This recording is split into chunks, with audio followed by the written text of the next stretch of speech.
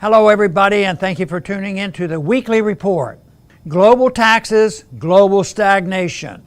Treasury Secretary Janet Yellen has proposed that governments around the world require payment of at least a uniform global minimum corporate tax.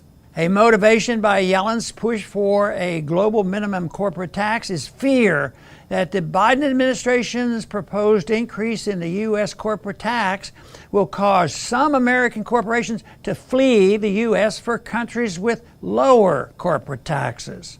President Biden wants to increase corporate taxes to help pay for his so-called infrastructure plan. The plan actually spends more on progressive priorities, including a down payment on the Green New Deal, than on infrastructure. Much of the spending will benefit state-favored businesses. For example, the plan provides money to promote manufacturing and electric vehicles. So the idea is to raise taxes on all corporations and then use some of the received tax payments to subsidize government-favored businesses and industries. The only way to know the highest value of resources is by seeing what goods and services consumers voluntarily choose to spend their money on. A system where the allocation of resources is based on the preferences of politicians and bureaucrats who use force to get their way will be less efficient than a system where consumers control the allocation of resources.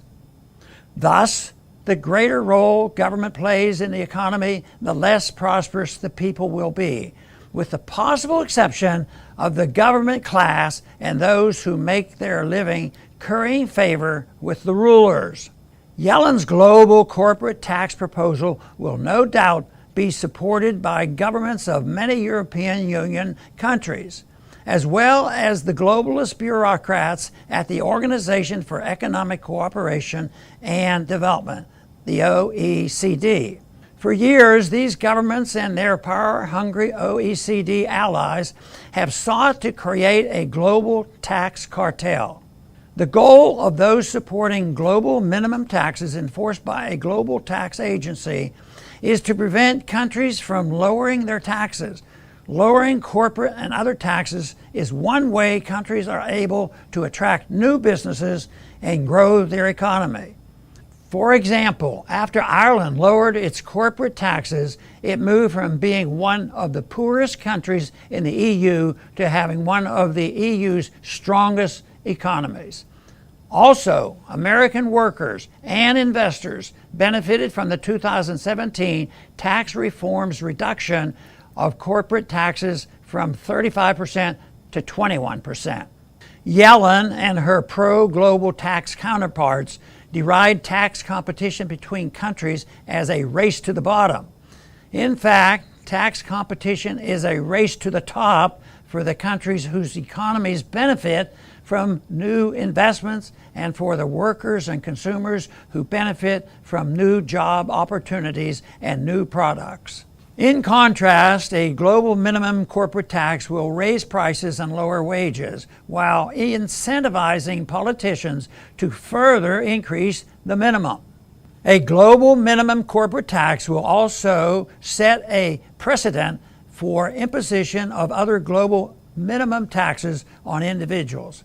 This scheme may even advance the old Keynesian dream of a global currency. The Biden administration is already taking steps toward a global currency by asking the International Monetary Fund to issue more special drawing rights. Global tax and fiat currency systems will only benefit the world's political and financial elites.